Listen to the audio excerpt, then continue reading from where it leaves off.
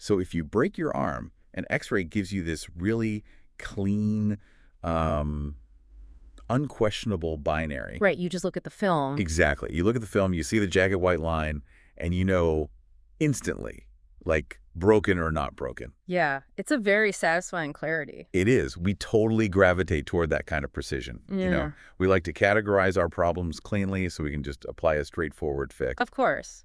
It makes things manageable. But what happens when you try to X-ray the survival of an entire civilization? Well, that's where the machine breaks down. Right. When you look at the demographic and cultural trajectory of the modern Western world, you don't get a clean white line. Yeah. You get a wildly complex, deeply uncomfortable diagnostic landscape. And, I mean, it is a landscape that most people actively avoid looking at too closely. Definitely. Mostly because the diagnostic tools themselves are just so incredibly abrasive. Yeah. We're stepping into an arena today where the standard metrics of morality, human rights, and, typical political optimism, they're completely stripped away. Which is exactly what we are unpacking in this deep dive. We are looking at a document titled Reflections on National Immigration Issues. Yeah, a really heavy text. Extremely heavy. This is a raw, highly controversial systems analysis text. It treats the nation state not as a shared culture, not as a moral project, and certainly not as a social club. Right. It views it strictly as a biological machine. A biological machine. Yeah. And its diagnosis for the modern developed world is, frankly, terminal. Terminal. Yeah. Yeah. And to navigate this, we kind of have to operate like mechanics examining a highly controversial, perhaps even dangerous engine design. Right, like we didn't build the engine. Exactly. We aren't here to vote on whether this engine should have been built or whether we even like the person who designed it. Yeah. Our entire objective is to basically take the casing off, look at the gears, the valves, the pistons, and just understand precisely how the internal logic of this argument functions. And I think we really need to consider that our foundational ground rule for today. Because this source material contains intensely polarized perspectives on immigration, on demographic decline, and cultural integration. Oh, absolutely. It pushes lots of buttons. So just to be crystal clear, with you listening right now, you are not going to hear us endorsing, validating, or condemning these conclusions. No, not at all. We are here strictly as impartial guides to chart the architecture of an idea. Because, think of the scale of what's being proposed here. It's massive. It is. We're going to look at the foundational biological mechanics of a population. We'll examine the economic vectors of mass migration. We'll be dissecting historical case studies, too, like the fall of Rome. Right, Rome, the deindustrialization of Detroit. And we'll trace this cascading sequence of systemic failures. We are diving deep into the mechanics of societal collapse, at least as this framework defines it. And honestly, the best place to start dismantling this engine is at its absolute core baseline. Let's do it. Where does it start? Well, the framework just abandons modern political science entirely. It retreats to the most fundamental biological imperative of literally any living organism, which is self-perpetuation. Okay, so just basic survival. Yeah, and it introduces this strict, completely non-negotiable mathematical equation. +1 and -1. Births and deaths. Births and deaths. +1, -1. Let's really drill down into the mechanics of that equation because it sounds so simple, but it's doing a lot of heavy lifting here. It really is. Like, in a standard political discussion, we talk about the state as a collection of laws, right? Right. Or a constitution or shared ideals. Sure, conceptual stuff. But this framework argues all those things are completely ephemeral. They are just the software. Right. The population itself, like the physical living, breathing bodies occupying the territory, that is the hardware. Exactly, the physical substrate. And a nation is basically an assembly line that has to produce replacement parts just to keep the factory open. And that hardware-software distinction is so crucial for understanding the sheer brutality of this analysis. How so? Well, think about it in terms of thermodynamic work. To maintain order in any system, like to build roads, enforce laws, invent technologies, or even just harvest food that requires energy. Right. Literal physical energy. Yeah. And in a human society, that energy comes from the living population. So when a society experiences a birth, that is a +1. A new unit of energy. Exactly. A new unit of potential energy is added to the system. And when someone dies, it's a -1. That energy leaves the system. Okay, simple math. Right. And the framework states that reproduction requires the combination of XY and XX chromosomes to produce that plus one. It views it as this mutually supporting biological law. Right. But the cultural debate around gender and all that is deliberately just parked by the framework. It just ignores it. Completely ignores it to focus entirely on the cold arithmetic of the outcome. The logic is, if your -1 rate outpaces your +1 rate over a sustained period, your engine loses the energy required to maintain order. Hold on, though. I mean, I have to play devil's advocate for you here. Are we really reducing the Renaissance, the Enlightenment, or, I don't know, the entirety of human technological achievement to a simple birth minus death ratio? I know, it sounds incredibly harsh. It seems so reductionist to say that the complex tapestry of a civilization is entirely secondary to biological replication. Like, if you have a highly advanced society that simply chooses to have fewer children, does all that art and philosophy just cease to matter? Well, within the strict parameters of this specific systems analysis, yes, it ceases to matter entirely. Wow.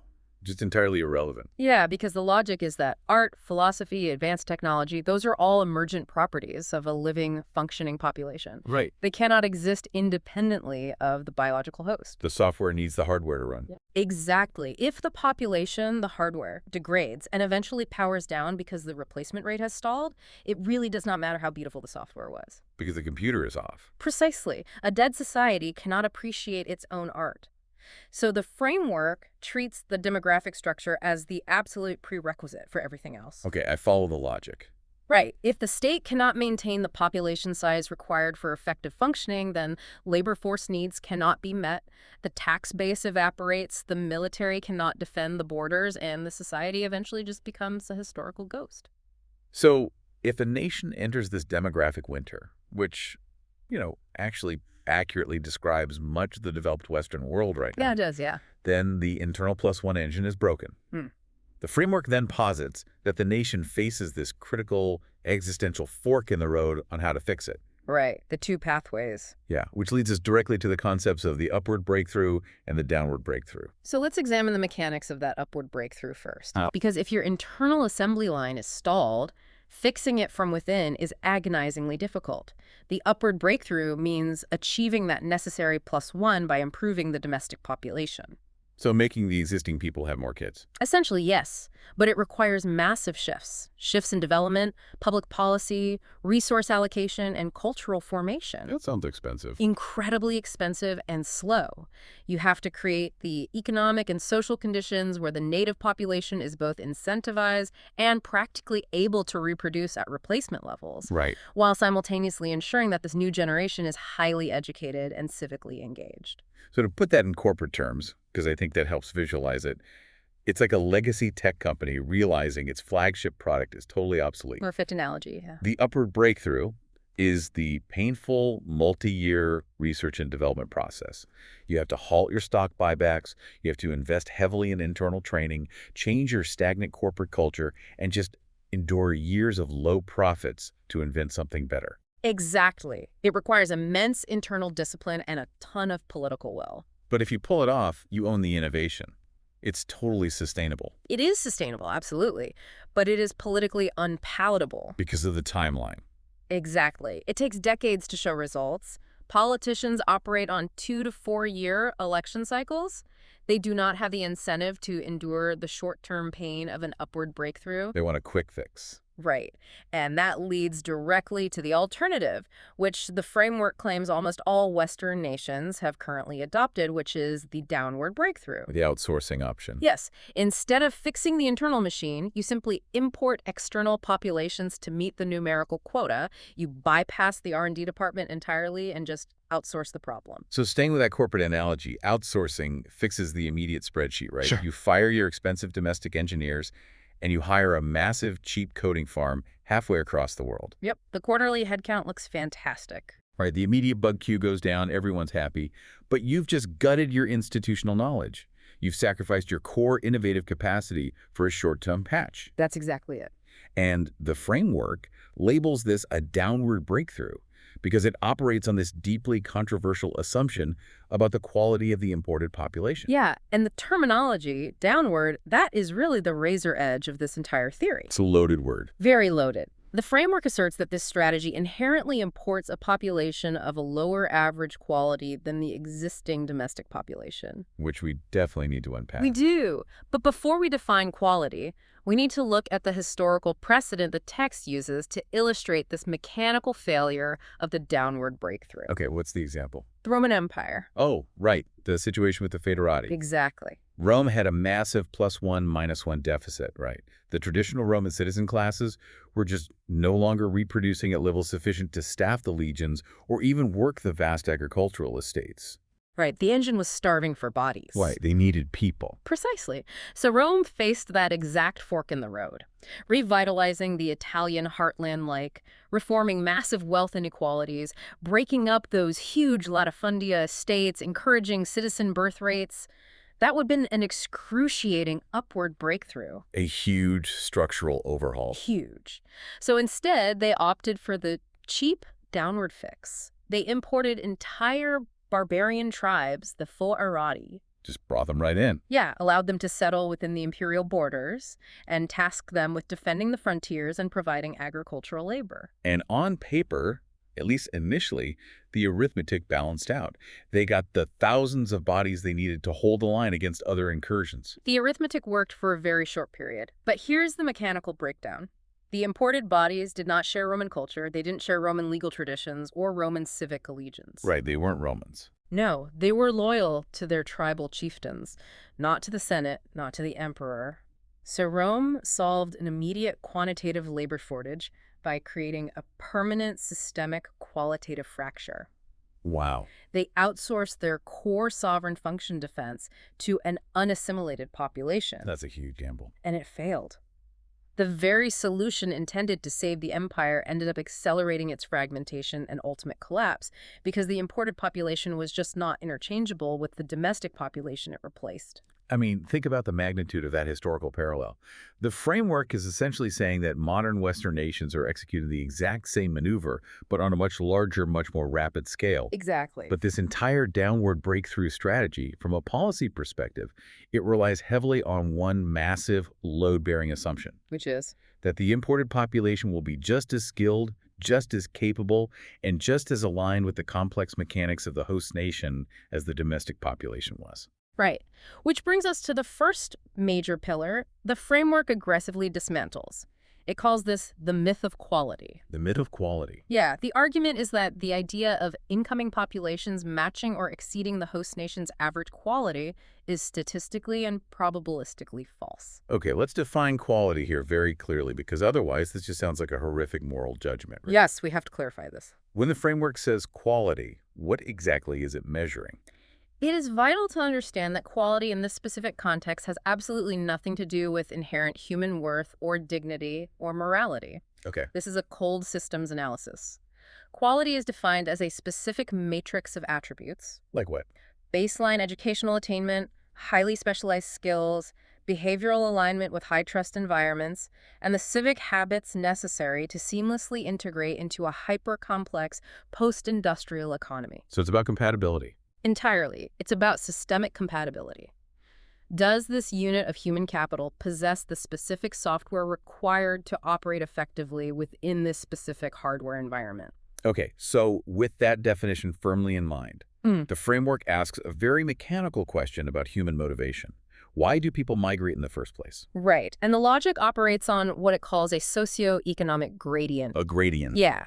If we are talking about individuals who already possess extremely high quality, say, top-tier surgeons, successful entrepreneurs, advanced engineers who are fully integrated and thriving within their own native systems, they rarely have the incentive to emigrate. That makes sense. If you are highly successful in India, Nigeria, or Brazil, the system works for you. You have social status, economic power, and cultural fluency. Right. I mean, uprooting your entire existence to move to a foreign country involves massive friction.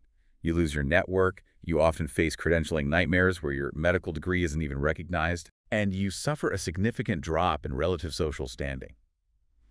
The friction is just too high for someone already at the top of their game. Exactly. Now, the framework acknowledges that there are exceptions, of course. Highly capable people do get pushed out by sudden war, extreme political persecution, or localized collapse. Sure, refugees. Right, but those are refugees from chaos. When analyzing broad, long-term mass immigration patterns, the framework argues that migration is fundamentally driven by a gradient.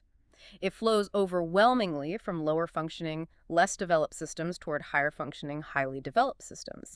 So people move to escape poverty, dysfunction, or just a lack of opportunity. Yes, a vector. Water flows downhill, and migration flows toward economic That's stability. exactly. But if we follow that logic, the framework concludes that any broad immigration policy will statistically pull from the vast global majority living in lower functioning systems. Right. Therefore, the mathematical probability is that the incoming mass will inherently possess lower average systemic quality than the host nation's baseline. That is the core statistical argument, yeah. If a highly complex, high-trust society opens its doors, the law of averages dictates that it will attract populations whose baseline skills and civic habits were formed in less complex, lower-trust environments. I have to challenge this, though. I really do. Go for it. Look at Silicon Valley. A staggering percentage of top tech founders and unicorn startup CEOs are first or second generation immigrants. Oh, absolutely. Doesn't the sheer willpower, like the immense risk tolerance required to pack up your life and cross the globe, act as a massive filter for ambition? Doesn't that self-selection process kind of blow a hole in the lower average quality assumption? It's a great point, but the framework actually doesn't deny the existence of the hyper-ambitious, brilliant immigrant entrepreneur. It doesn't. No, in fact, it acknowledges that a small, elite fraction of highly capable individuals is always part of the migration flow. But the counterargument is entirely about scale and averages. Okay, scale. National survival, the framework argues, is not dictated by the exceptional outliers. It is dictated by the massive median center of the bell curve. So you're saying a few dozen brilliant CEOs cannot offset the systemic strain of millions of lower-skill workers. Precisely. If you import 3 million people and 300 of them build billion-dollar companies, but 2 million of them require massive state subsidies, remedial education, and strain the healthcare and criminal justice systems because their baseline quality is incompatible with the high-tech economy. The whole system drags. Right. The system as a whole degrades. The brilliant exceptions just do not alter the arithmetic of the downward average. To really ground the mechanics of this, let's look at the historical case studies the framework uses, because there are a few.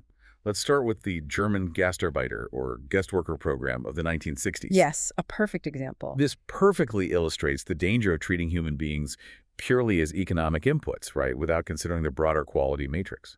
Absolutely. So, context. The German economic miracle was in full swing, and their factories were just starving for labor. They had a severe +1 deficit in the industrial sector. Right.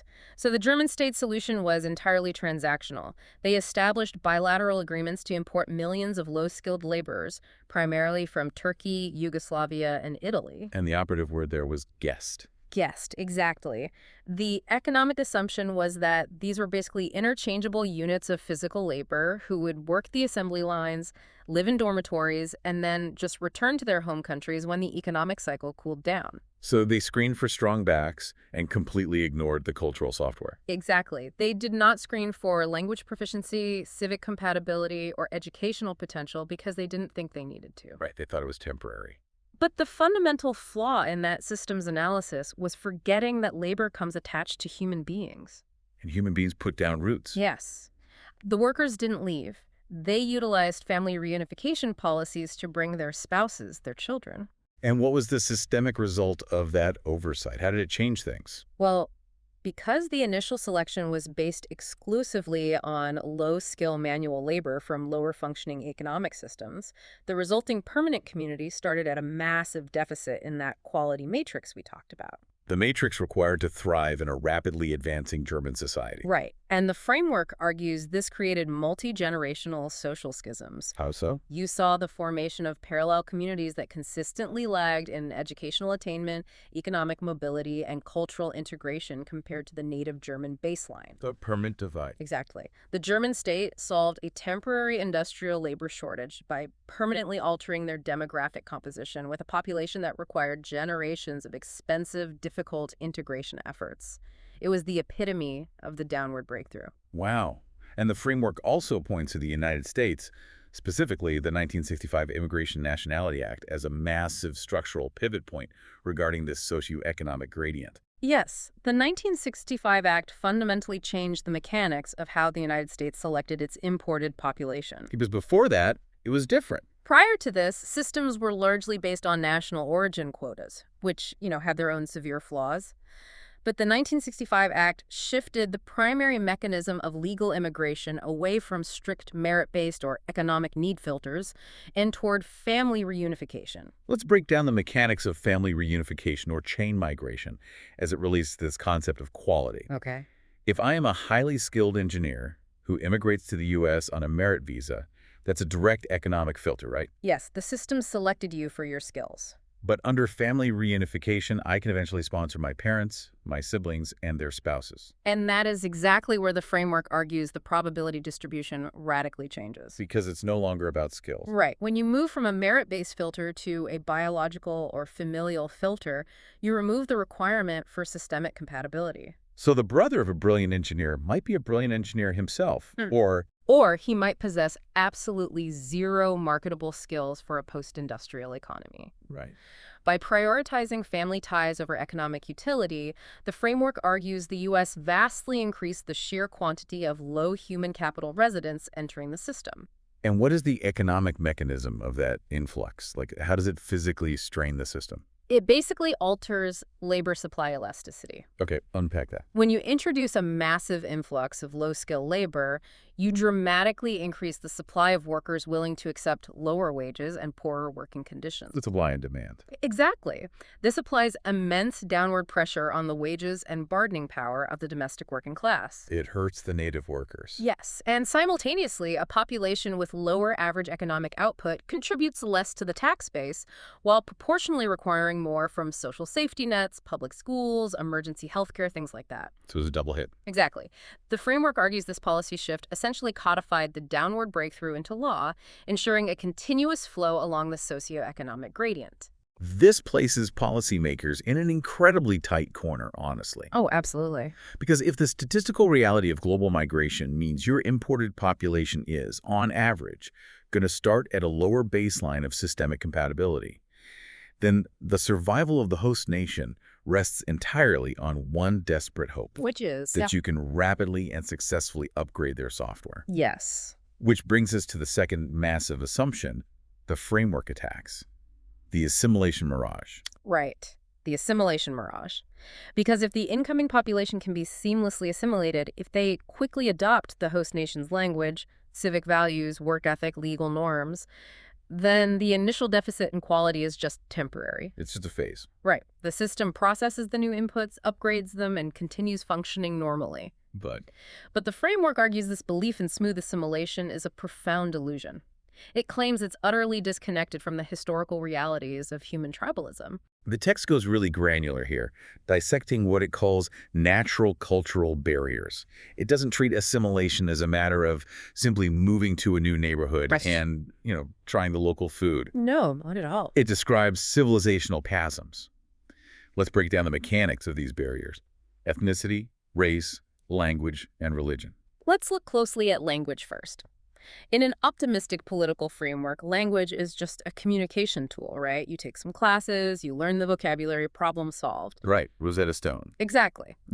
But in the systems analysis, language is the foundational architecture of reality. A language carries the historical trauma, the philosophical baseline, the idioms, and the unwritten social contracts of the culture that created it. So if a massive immigrant population forms a linguistic enclave where they can work, shop, socialize entirely in their native tongue, they are essentially walled off from the host nation's civic nervous system. They are completely walled off, yeah. They aren't watching the same news, they aren't participating in the same political debates or sharing the same cultural touchstones. Exactly. But the framework identifies religion as the most formidable, often impenetrable barrier. Religion. Yes, and it doesn't mean religion in the sense of quietly attending a different building on a weekend. It means religion as a comprehensive operating system for human behavior. The text uses a very specific statistical example here. It points to the extreme improbability of a deeply religious Muslim immigrant marrying and having children with a secular native French person. Yes. Why does the framework focus on marriage? That seems oddly specific. Because intermarriage is the ultimate, undeniable metric of true assimilation. Ah, I see. You can work in the same office, you can ride the same subway, but if two populations are sharing the same geographic territory and statistically refusing to merge their bloodlines and family structures, you do not have a unified society. You just have two groups standing near each other. Exactly. You have parallel coexisting tribes. The framework argues that the chasm between a traditional, deeply religious worldview, where law and morality are dictated by divine mandate, and a post-Enlightenment secular Western worldview, where law is a negotiated social contract, is simply too vast to be bridged by simple geographic proximity. To visualize the mechanics of this, think about computer software. Good analogy. The assimilation mirage assumes you are just taking a Word document from an old computer and dragging it onto a new one. It opens up, you read it, it's fine. Right. Simple transfer. But what the framework is describing is trying to run a complex application built exclusively for a Mac operating system on a Windows machine, but without an emulator. Oh, that's a brutal mechanical analogy. You can force the file onto the hard drive, but the moment the Windows kernel tries to execute the Mac code, the APIs clash, the memory allocation fails, and the system just crashes. Because the foundational coding is fundamentally incompatible. Yeah. Well, the framework uses a deeply biological metaphor to describe this exact same clash. It calls it the cultural immune system. This is perhaps the most vivid concept in the entire analysis, honestly. Walk us through the mechanics of a societal immune system. Okay, so a healthy biological body operates with a highly attuned immune system, right? It has a shared genetic identity, and it constantly scans its environment to recognize what is self and what is other. Basic biology. Right. If a body takes in a small amount of foreign material, like a minor infection or just a new type of food, the immune system can process it. It breaks it down, neutralizes the threat, and assimilates the nutrients. So in societal terms, a healthy nation can absorb small, manageable numbers of immigrants. Exactly. The host culture's gravity is so strong that the immigrants are basically forced to adapt, learn the language, and integrate just to survive. But what happens when the influx isn't small? This is where the biological analogy turns violent. If a body is subjected to a massive, overwhelming influx of foreign cells, especially cells that are structurally completely different from the host, the immune system is overwhelmed. It can't keep up. It cannot process the It's blood. a cytokine storm. The body's defense mechanisms go into overdrive or they completely collapse. Precisely. The foreign cells establish their own independent colonies within the body. The nation ceases to be a unified organism and becomes a battleground of competing microsystems. So fragmentation. Yes. The framework argues that this immune system failure inevitably leads to tribalization. When the overarching national identity weakens, human beings naturally retreat to the safety of their primal tribes, defined by shared ethnicity, language, or religion. And the framework doesn't just leave this in the realm of biological theory. It points directly at modern Europe as the primary case study for immune system collapse, starting with Sweden. Sweden is utilized as the most dramatic, fast-forwarded example of this failure. Well, for most of the 20th century, Sweden was the poster child for a highly homogeneous, incredibly high-trust society. Right. Everything just worked. The transaction costs of daily life were virtually zero. You didn't need heavy security, litigation was rare, and social welfare programs functioned beautifully because everyone felt they were contributing to a shared pool of self. Right. Everyone felt connected. But then Sweden fundamentally altered its demographic inputs. They did. They accepted a massive influx of diverse populations, largely from the Middle East and North Africa, operating entirely under the assumption of the assimilation mirage. They thought the software would just update. They believed their superior social democratic software would instantly rewrite the incoming hardware. And did it. It failed completely. The framework attributes Sweden's recent unprecedented struggles with gang violence, bombings, and the fracturing of social cohesion entirely to the formation of parallel societies. The immune system failed. The foreign cells colonized, the immune system failed to assimilate them, and trust evaporated. The framework also examines the United Kingdom, describing its current trajectory as a managed decline. What are the specific mechanics of that decline? The author points to the geographic and legal balkanization of the UK. You have entire municipalities and neighborhoods that effectively operate as extensions of foreign countries. Like states within a state. Exactly. They have separate, informal legal systems based on religious law, distinct cultural norms regarding women and free speech, and total linguistic separation. So what is the government doing? The framework depicts the British state as having basically abdicated its sovereign role.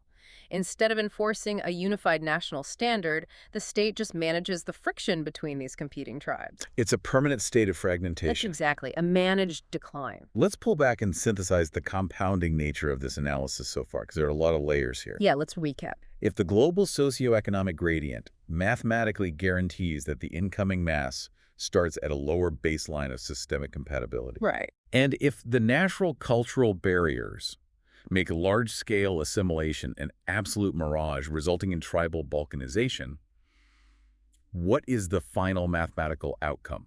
Like, what happens when the biological math actually flips? And that brings us to the existential core of the framework, the demographic tipping point and the absolute primacy of quality over quantity. The text sets up a stark, undeniable contrast here to destroy the economic argument that a nation simply needs more bodies to maintain its GDP. It asks us to look at two distinct groups of nations. And the comparison is devastating to standard economic models. Walk us through it. Look at Group A nations primarily in sub-Saharan Africa. These nations have incredibly high fertility rates. Their biological +1 engine is roaring. So lots of people. A massive abundance of youth and exponential raw population growth.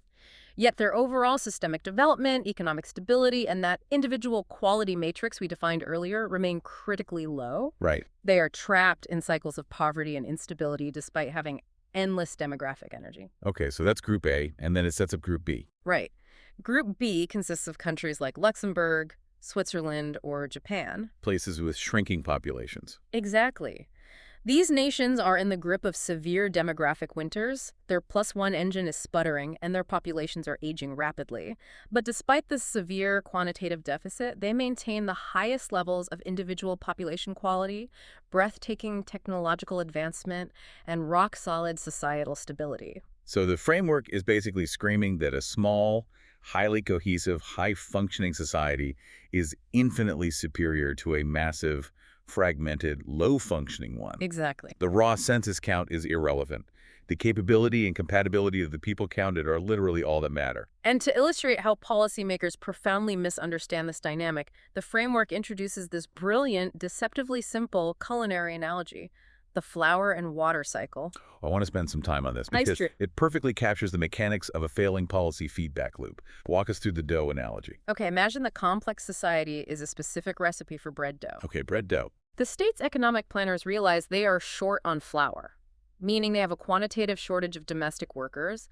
They need volume to keep the economy expanding. Right. They need to make the loaf bigger. But instead of sourcing high-quality flour, which is expensive and slow to produce, that's the upper breakthrough, they decide to just add water. Water being the rapid importation of large numbers of unskilled, unassimilated immigrants to make up the sheer volume. Exactly. The volume of the dough increases, so the planners declare success. Look, we have more dough. But the texture is all wrong. Right. The physical properties of the mixture are now completely wrong. The dough is horribly diluted, thin, and watery. And in societal terms, how does that dilution manifest mechanically? It manifests as soaring crime rates, the collapse of social trust, overwhelmed schools, and crumbling infrastructure. The overall quality of daily life degrades sharply. So the state panics. They see the dough is ruined. How do they react? They try to add more flour to thicken the watery mess. But in this context, the state doesn't have more domestic citizens. So what's their flour? Their version of adding flour is throwing massive amounts of state resources at the problem.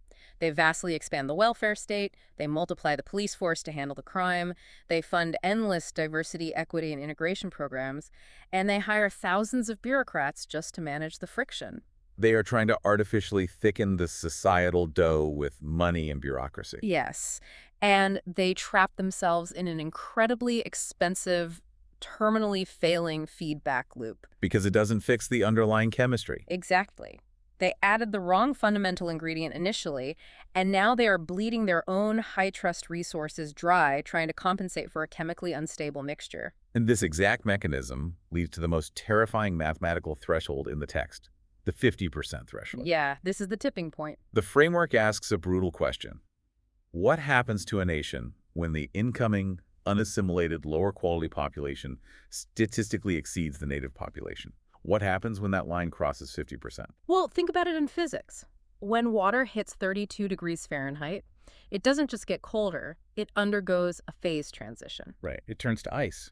The molecular structure fundamentally alters from liquid to solid ice. The rules of how it behaves change entirely.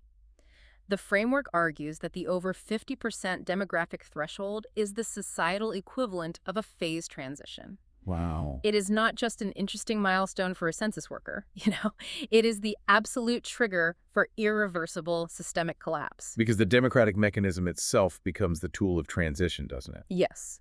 If the incoming population has failed to assimilate, and if their average systemic quality remains lower than the native baseline, the moment they cross the 50% mark, the system flips. Because they have the votes. Exactly. The minority is now the majority. The defining characteristics, the legal norms, and the cultural operating system of the nation shift permanently to reflect the new majority. Which transitions us seamlessly into what the framework calls the anatomy of decline. The text defines this phase transition as an overall regression in national development. And this isn't a temporary recession. Right. It is a permanent averaging downward of the living standard, cultural standards, and civic norms. And to really understand how total this regression is, we have to look at how it affects the host across three distinct vectors. Okay, what are they? The political, the economic, and the social. Let's start with the political vector. How exactly does a demographic phase transition break a high-trust political system? Well, demographics are destiny in a democratic system. Right. If the new majority originates from regions where political power is organized around, say, ethnic tribalism, religious patronage, or strongman corruption, rather than impartial rule of law and secular constitutionalism, those preferences don't just disappear when they cross a border. They bring that software with them. Yes, and they manifest at the ballot box. The framework argues that the new majority will naturally vote to dismantle the high-trust political architecture of the host nation, replacing it with the patronage and tribal systems they are culturally adapted to. So the impartial institutions are hollowed out. Hollowed out and weaponized for tribal gain. That's grim. And the economic vector is equally brutal. We hear constantly that immigration, regardless of skill level, expands the GDP, right? How does the framework dismantle that idea? It dismantles it by separating raw GDP from the actual complexity and wealth of the economy. Okay, explain that. A hyper-advanced economy relies on invisible infrastructure, things like high baseline education, incredibly low corruption, and massive unspoken social trust. The stuff you don't measure on a spreadsheet. Exactly. It's why you can leave tools in your truck, you can sign contracts without needing a massive team of lawyers, you can rely on the power grid working. As the demographic quality averages downward, that invisible infrastructure evaporates. The complex economy simply seizes up. The transaction costs become too high to maintain complex businesses. Exactly. It is slowly replaced by a lower trust, informal, cash-based economy. Furthermore, the arithmetic of the state collapses. How so? A complex welfare state requires a vast majority of the population to be net contributors to the tax base. As the population regresses, a larger percentage becomes net recipients of state support. So the money dries up. The tax base shrinks drastically right at the exact moment the demand for state services explodes. A total squeeze. And finally, the social vector. This is where the abstract systems analysis becomes a daily reality for the citizen on the street, right? Yes, this is the death of the public square. When social trust evaporates, public spaces decay, parks become unsafe, public transit becomes hostile, sanitation fails. And school. The educational system is a prime casualty. To avoid the political fallout of massive failure rates among the new demographic, the state systematically lowers educational standards across the board to meet the new lower mean. Excellence is sacrificed for statistical parity. Exactly. And the ambient feeling that you are surrounded by countrymen who share your basic values, that vanishes, replaced by a constant low-level hypervigilance. The framework points to two massive American case studies to ground this terrifying theory of regression. First, it uses the city of Detroit. Right. Detroit is presented as the ultimate, fast-tracked microcosm of this entire system's failure. Because Detroit used to be a powerhouse. In the 1950s, Detroit was arguably the richest city per capita in the world. It was a high-skill, high-trust engine of industrial wealth. The public schools were phenomenal, the infrastructure was gleaming, but it experienced a massive, rapid demographic inversion. The native high-scale population fled to the suburbs, right? Yes, and a lower-skill majority took control of the city's political and economic levers. And the framework argues the results were mechanically predictable. Entirely predictable, because the new majority lacked the specific civic and economic quality matrix required to maintain and innovate within that hyper-complex industrial system. The phase transition occurred. The whole thing collapsed. The tax base imploded, political corruption skyrocketed, the physical infrastructure literally crumbled into ruins, and the city entered a multi-decade death spiral. Detroit proves that a geographic location has no inherent wealth. Right. The wealth is entirely a product of the demographic hardware occupying it. And then the text scales up, pointing to California as a slower-moving, statewide manifestation of the exact same phenomenon. Right. California is the ultimate warning regarding raw GDP versus actual societal health. Because their GDP is massive. Oh, on paper, because of Silicon Valley and Hollywood, its GDP is larger than most nations. But the framework points to the structural reality on the ground, which is an extreme, medieval bifurcation of society. Like an hourglass economy. Yes. You have unimaginable, concentrated tech wealth at the very top, living in gated, privatized enclaves. And everyone else. Well, the broad, high-trust middle class that defined California in the mid-20th century has been entirely hollowed out, driven away by taxes, crime, and failing schools. Replaced by what? In its place is a vast, impoverished, largely immigrant service class required just to maintain the lifestyles of the elite. The ambient public safety, the state of the public schools, and the average quality of life for the median resident have suffered a catastrophic regression. So a listener at this point is probably asking, okay, if a society hits this phase transition, how do we fix it? How do we reverse the regression? Well, The text makes a chilling claim here, doesn't it? It states that returning a country to its previous level of functioning might take multiple generations and an extremely long time. Is the implication here that there are no U-turns? Is this demographic destiny entirely a one-way street? according to the strict mechanical logic of this framework, yes, it is a one-way street. Wow. Think back to the biological baseline we started with. If you fundamentally alter the genetic code and the cultural software of a population, you cannot simply hold an election and vote the old society back into existence. Because the people have changed. The hardware has changed. To rebuild a high-trust, highly advanced society from a fragmented, lower-quality baseline requires the new population to endure generations of painful cultural evolution, potential conflict, and agonizingly slow integration. It's an evolutionary process. It is a biological and evolutionary process of centuries, not a policy fix you can achieve in a 4-year political term. That is a staggering diagnosis. Yeah. And it sets the stage perfectly for the final synthesis of this deep dive. The final summary. Right. The framework distills this entire societal autopsy into what we can call the pathologist's summary. 3 fatal compounding errors that guarantee the destruction of the nation-state. Is a cascade failure. Exactly. Let's walk through the sequence. Error number 1 is the original sin of dilution. And this traces all the way back to the fork in the road we discussed at the beginning, the failure of political courage. Right. A nation faces a +1, -1 deficit. The difficult, necessary work is the upward breakthrough. Healing their own society, fixing their own birth rates, training their own people. But they lack the discipline. So they opt for the cheap, downward fix. They choose to process raw quantity over systemic quality, importing massive numbers of incompatible human capital. Think of it like a high-performance aviation system. I love this analogy. You have a cutting-edge jet engine, but you are running low on the highly refined, high-octane aviation fuel required to fly it. Right. The upward breakthrough is spending the money and time to refine more high-octane fuel. Error number 1 is deciding to just dilute the remaining good fuel with thousands of gallons of cheap, unrefined kerosene just to hit your volume quota. So the tank is technically full, and the politicians declare the fuel shortage solved. But the moment you start the engine, it knocks, it sputters, the internal components begin to corrode, and eventually mid-flight, the engine seizes entirely. Dilution destroys the machinery. Exactly. And that leads directly to error 2, sanction fragmentation. Right. Having introduced this massive, unrefined, culturally distinct population into the system, the state commits an act of ideological suicide.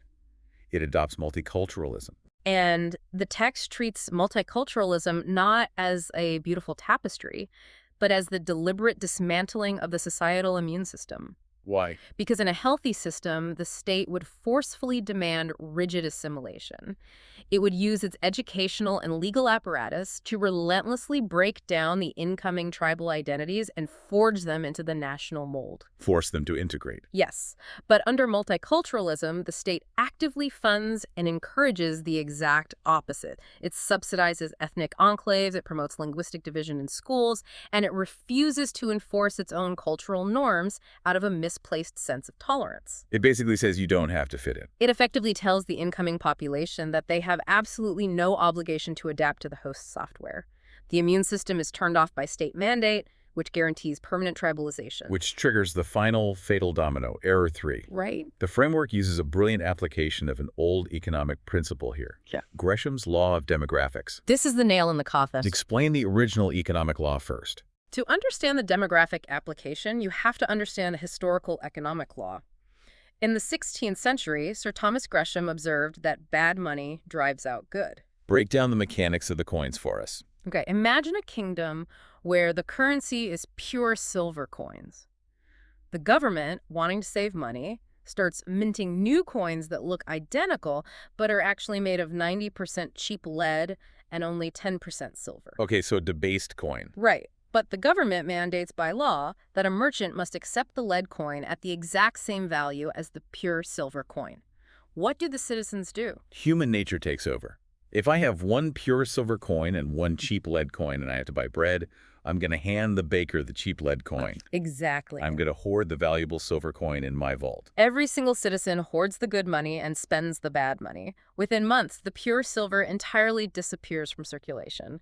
The bad money has driven the good money completely out of the public square. And the framework maps this exact economic law onto human demographics? It does. This is a devastating analogy. Who is the good money and who is the bad money in this system? Again, strictly regarding systemic compatibility, not moral worth, the good money is the high-trust, highly productive, civic-minded native population. The people running the complex systems. Yes. They are the backbone of the complex economy, but they have low birth rates. Okay. The bad money is the unassimilated, lower-quality immigrant population, which possesses high birth rates and relies heavily on state subsidies. So by legally treating these two vastly different populations as entirely interchangeable units, Yes. by mandating that they're equal citizens under the law despite massive behavioral and qualitative differences, the system triggers Gresham's law. Precisely. The culturally debased currency overwhelms the public square. The high-quality native population reacts exactly like the silver coins. They hoard themselves. They hoard themselves. They flee the decaying public schools, they abandon the deteriorating public transit, and eventually they literally flee the geography. The white flight in Detroit. Exactly. It's the middle-class exodus from California. They retreat behind gated communities or move to entirely new states. The bad demographic money drives the good demographic money out of the system. The 50% threshold is crossed, the phased transition completes, and the nation locks itself into terminal decline. The machinery just grinds to a permanent halt. Yeah. Well, we have just sprinted through an incredibly dense, profoundly uncomfortable, and brutally mechanical systems analysis. It's heavy stuff. You've examined how this framework strips away every ounce of humanitarian rhetoric to view a nation strictly as a biological organism governed by thermodynamic inputs and outputs. We really unpacked the mechanics of it. We've seen how the socioeconomic gradient guarantees dilution, how the failure of the cultural immune system guarantees fragmentation, and how Gresham's law guarantees the flight of the native population. It is a framework completely devoid of optimism, built entirely on the cold, historical mechanics of population replacement and the sheer impossibility of seamlessly merging incompatible human software. And as we conclude this marathon session, I want to emphasize again why we undertook this deep dive. Right, context is key. Whether you view this author's analysis as a prophetic warning about the survival of the West, or as an utterly abhorrent reductionist nightmare, you cannot navigate the reality of 21st century global politics without understanding the underlying mechanics of these arguments. Absolutely. This is the architecture of the anxiety driving elections across the globe right now. It's the blueprint. But I want to leave you with a final thought to mull over, something that challenges the absolute bedrock of the entire text we just dissected. Oh, interesting. The author builds this entire terrifying edifice on the premise that a nation operates like a 20th century biological machine. bound by the +1 - 1 equation, where raw human bodies and mass labor are the absolute prerequisites for a state's thermodynamic survival. Right, the hardware. But consider where we are heading.